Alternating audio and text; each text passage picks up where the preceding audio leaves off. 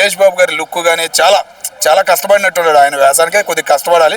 ఆ లుక్కి కానీ చాలా బాగా అనిపించింది అన్న. రాజమౌళి గారు అంటే ఇక మరో చరిత్ర రాయబోతున్నాడు. రాజమౌళి గారు మహేష్ బాబుతో 3వ చరిత్ర ఆయన తెరగ మీదకి ఎక్కబోతున్నాడు. చాలా సూపర్ హిట్ అయిద్దని ఆశిస్తున్నాను అన్న. ఇప్పటి వరకు రాజమౌళి గారి రికార్డ్స్ కొల్లగొట్టడం అంటే చాలా కష్టంగా ఉండేది అందరూ కూడా. సో ఇప్పుడు 120 దేశాలంటే ఇంకా ఎవరు కూడా కొల్లగొట్టని రికార్డ్ అనుకోవచ్చు. మరి ఆయన్ని మించిన డైరెక్టర్ ఎవరైనా వస్తారనుకోవచ్చు? రారు. ఎందుకంటే మన తెలుగు వాళ్ళు తెలుగు నేల మీదే ఉండాలని ఎన్నాళ్ళు ఫీల్ అయ్యాము. కానీ ప్రపంచ దేశాలే చూస్తున్నాయి మన తెలుగు సినిమాల గురించి. కానీ ఇప్పుడు రీసెంట్గా అఖండావతి కూడా కటౌట్లు ఎక్కడెక్కడో కనపడుతున్నాయి. మా ఫ్రెండ్స్ ఫోటోలు పెడుతున్నారు. తెలియని వాళ్ళు బాలయ్య అంటే ఎవరో తెలియని వాళ్ళు కూడా అఖండ ఆ సినిమా డైలాగులకి అట్లా లుక్స్కి ఏంది శివుణ్ణి పూజించడం, మన హిందుత్వాన్ని పూజించడం మొదలైందన్న. బయట దేశాల్లో మనాలలో తగ్గినా కానీ బయట దేశాల్లో మన హిందూ దేవుళ్ళని పూజించడం కానీ, ముఖ్యంగా శివుడు అరుణాచలం శివుడి దగ్గరికి వెళ్తే మొత్తం ఇంగ్లీష్ వాళ్ళే ఉండారన్న.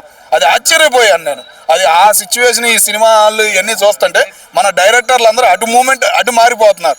అట్లాగే మన ఆర్టిస్టులను కూడా మన వాళ్ళని ఉపయోగించుకుంటే బాగుండేది. కానీ బయట వాళ్ళని ఎక్కువగా ఉపయోగించుకుంటున్నారు. కానీ మన వాళ్ళకి కూడా అవకాశాలు ఇవ్వాలని ఒక చిన్న ఆశ అయితే నాకు ఉందన్న. మహేష్ బాబు అంటే అన్ని సినిమాలు సింపుల్ తీస్తాడు.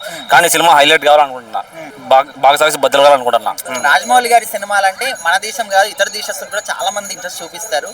ఇప్పుడు ఈ సినిమా ఫస్ట్ టైం ఒక తెలుగు సినిమా 120 కంట్రీస్ లో రిలీజ్ అయితే అంటున్నారు. మరి ఎట్లా ఉంటుంది అనుకుంటున్నారు సినిమాని మీరు? సూపర్, బాగా సాగిసి బద్దలేదు అనుకుంటున్నా. ఎవరు సాటి రాలేరు ఈ సినిమా. సాటి అనే కాదు, సాటి వస్తారు. హీరోలు దండిగా ఉండారు, వస్తారు. కానీ ఈ మహేష్ బాబుకి ఈ సినిమా కొంచెం భారీ విజయాన్ని ఇస్తాను అనుకుంటున్నా. అంటే రాజమౌళి గారి గురించి ఏం చెప్తారు? రాజమౌళి గారు అంటే ఆయన పెద్ద డైరెక్టరు. ఆయన ఎవరు తీసినా సినిమా హిట్ అవుతుంది.